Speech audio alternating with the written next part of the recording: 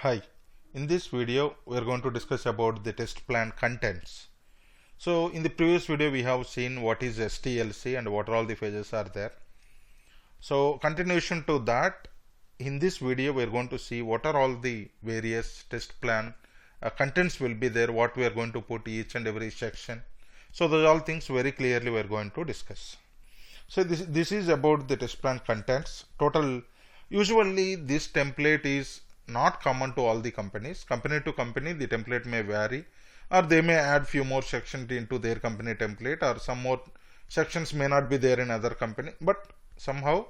So this is the common template, but most of the companies are using that. I am explaining it to you. Okay, so coming to the test plan contents, first one, introduction, purpose, what is the scope and goals, what features we need to test, what are all the different definitions and abbreviations, what is the references required to prepare this plan. So like this, these are all the 25 sections are there. Let me discuss each and every section very clearly in this video. The first section, introduction. What is introduction? This will talks about overview of the test plan document. Why we are preparing this test plan, they are going to put it into a introduction section. Purpose. What is the purpose of this document? What is the use of this document? Who is the end audience for this document? Okay, so that we are going to put it into a purpose section. Scope and goals. It means that what is in scope for us. For example, let me take a bank testing we are doing, Bank of America testing we are doing. Is they are going to give their live data, live customers data to us for testing? No. So those related functionalities we may not test. So that is the reason each and every application there will be a scope will be there to the tester. That is something like scope means in scope. What are all the functionalities we need to test? What are all the functionalities we need not to test? That is next section. Features that are not to be tested section. It means that these are all the features we no need to test in the part of our testing. Those testing will be taken care by the client later. Similarly, definitions and abbreviations. Some shortcuts we may use in our test plan. So those definition abbreviations we are going to give it here. SIT, System Integration Testing. UAT, User Acceptance Testing. PVT, Production Validation Testing. NA, not applicable. So these things, so whenever we are using any shortcuts or short names, you can refer in this section for the full abbreviations of those short names. Okay, so next, sixth section we are going to discuss that is about the sixth section we are going to see about the, in this section we are going to see about the references part. So what are all the different documents we need to take it as a references? Like requirement document is a reference to prepare the test plan, business requirements, functional requirements, software requirements. These are all the various documents we required or we need to have knowledge on it before we are going to prepare the test plan document. Okay, next, seventh section is product architecture. So this section is mainly useful for to understand the end-to-end flow of the entire application, where the calls are going on, where the data is going to store, how we are fetching the data, how front end to back end the relationships are going on. So the BA will design as a architecture diagram and we will put that diagram into this particular section. That is about the product architecture section. Next, test environment. To make or to prepare our test environment, what is required for us? What is the hardware required for us? Required hardware. Similarly, what is the softwares required for us? Those all things we are going to put it into this section. You may get a doubt now. Why we are putting all these things into here? Because some of the projects based on the SOW, statement of work with the client. Some projects the client will give us the hardware and softwares. Some projects according to our agreement, our company will give us the softwares and hardware. That is the reason we are going to keep in this section very clearly what's hardware configuration required for us, what software configuration required for us. So this is for the understanding to the each and everybody in our team what softwares, what hardwares we are using in our project. Next, ninth section is assumptions and dependencies. What we are assuming as a tester, what you are assuming, I am going to get billed from the testing team in on time. That is my assumption. Whether the development team is giving in on time or not, that is not the matter. But I am assuming I am going to complete my scenarios and test cases in on time. That is my assumption. My test plan will get approved by the client in on time. So these are all the assumptions. Once these assumptions are true, then happily we can continue with our flow. If any of these things are failed, then we need to think on what is the alternative for that. Similarly, dependencies. From testing side, what are all the various dependencies we are having? We are depending on the client to give us the requirements. We are depending on BA to explain us the requirements.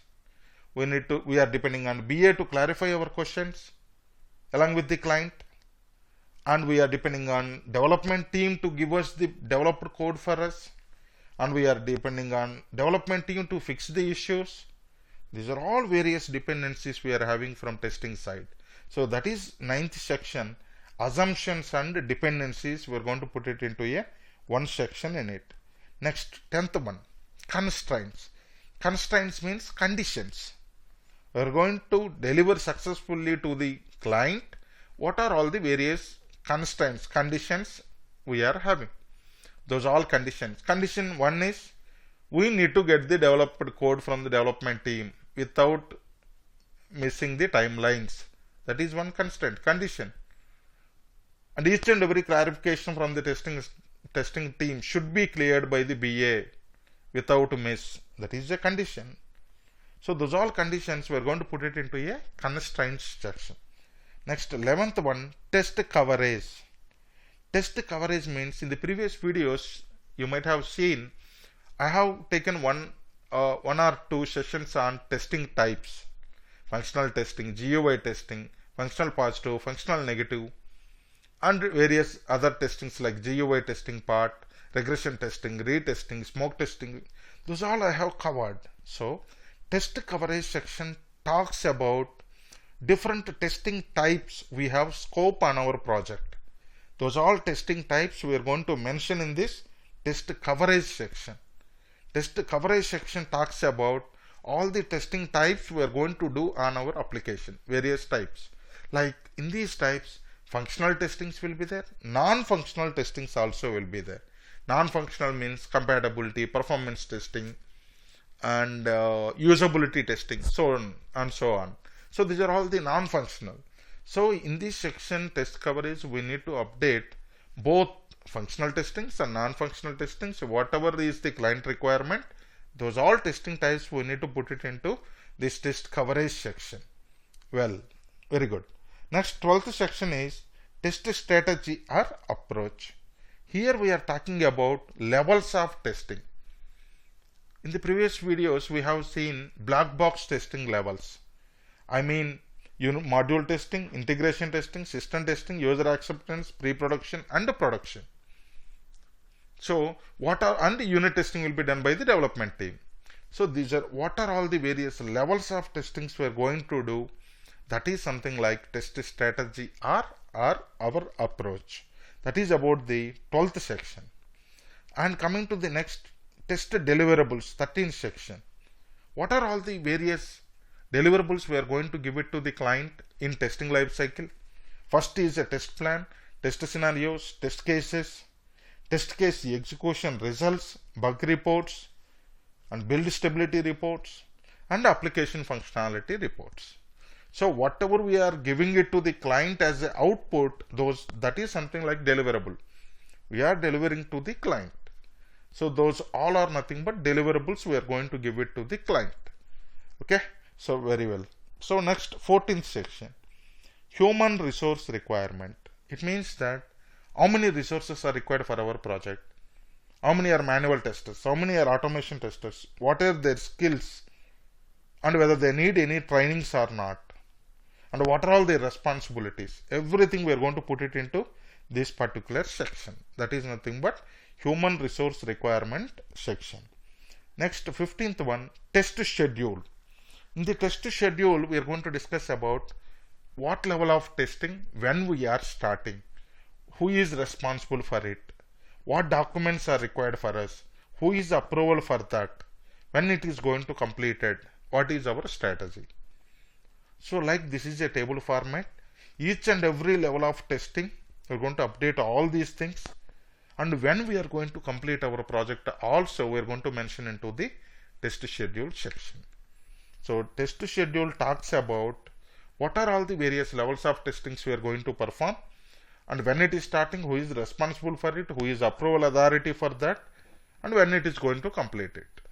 These all details very clearly we are going to mention into test schedule section.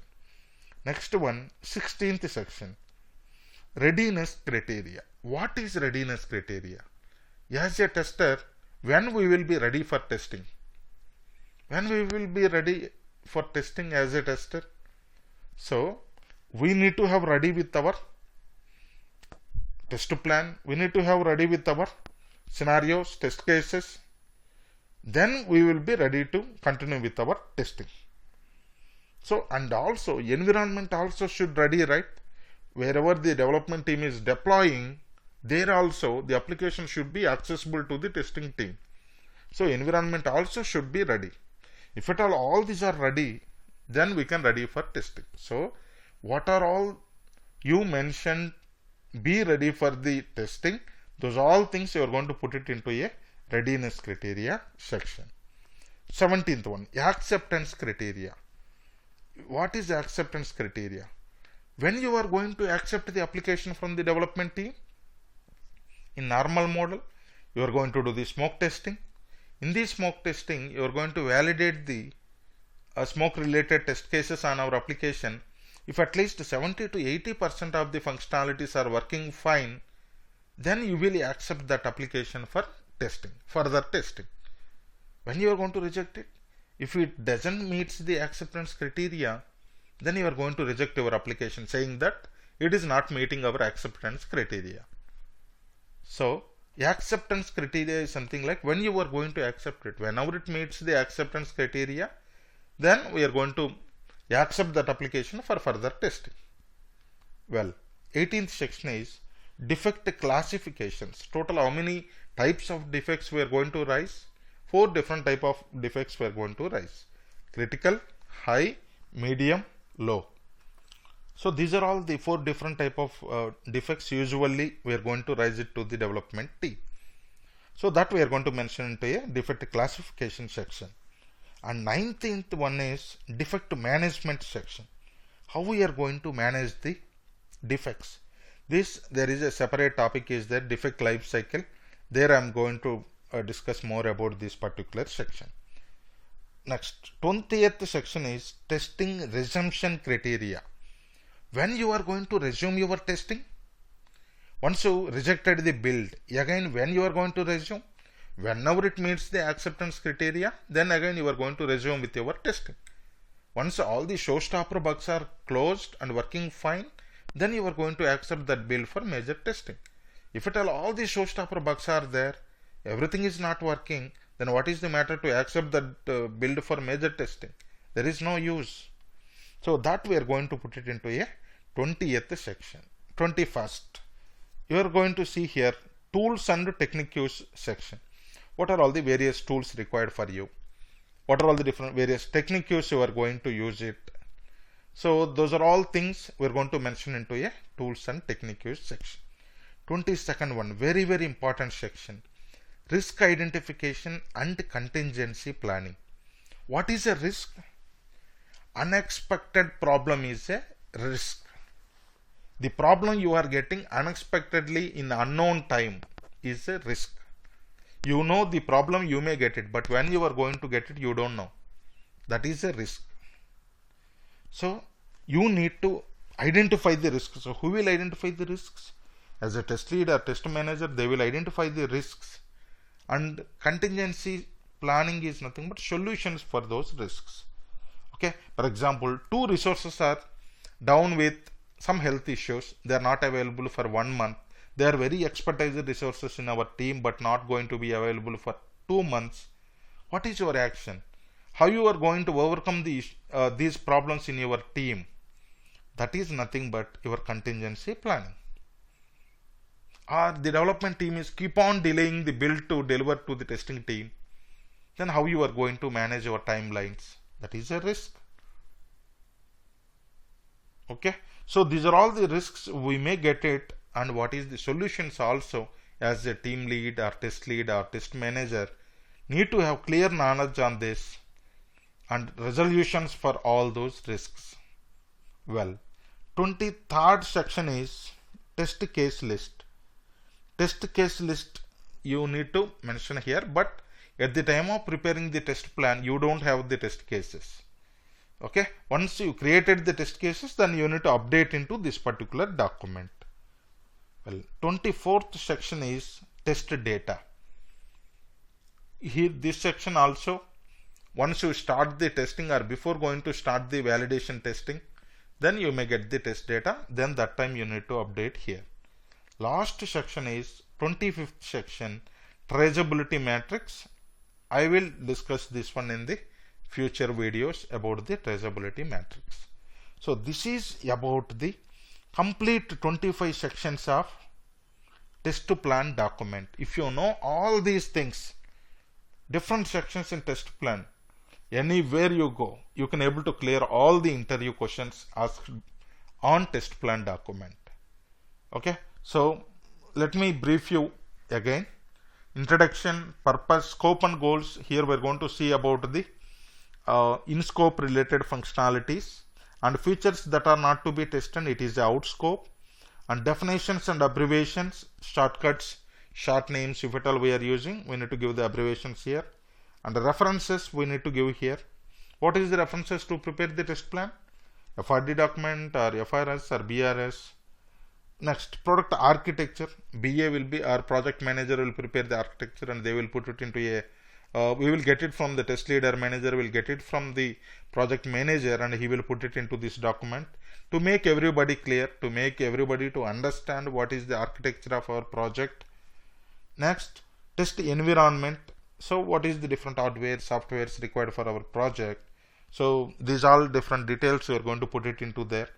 Assumptions, what are all the we are assuming on our application, and constraints are conditions. Test coverage, what are all the various testing types we are going to perform on this application. Test strategy, what are all the various levels of testings we are going to perform. Test deliverables, what we are going to deliver to the client and periodically, those all will put it into your deliverables. Human resource requirement, staff requirements for testing and the roles and responsibilities of it, we are going to discuss here, or what are all the trainings required for them. Next, 15th one is test schedule, very important one. We are going to see here what levels of testings you are performing, who is the person responsible for it, who is approval authority, and when we are going to complete it. All the clearly dates will be there. This schedule each and everybody in testing team should follow, and accordingly we all will try to meet those tight deadlines. Good. Next, readiness criteria, when you will be ready for testing. Acceptance criteria, once you rejected, when you are going to accept it back. So that is resumption criteria. And defect classification, what are all the different type of defects. Defect management, how you are going to manage these defects. This I am going to talk about defect life cycle in the future videos. Tools required, techniques required for us. Very important section is risk identification and contingency planning. What are all the risks we may get from the testing team? How we need to overcome all those risks? What are all the solutions for those risks? We are going to give it into the risk identification and contingency planning section. Next, traceability matrix we will discuss in the future video. I will cover that. Okay, that's all for this video. Please subscribe to my channel and encourage me. Thank you so much.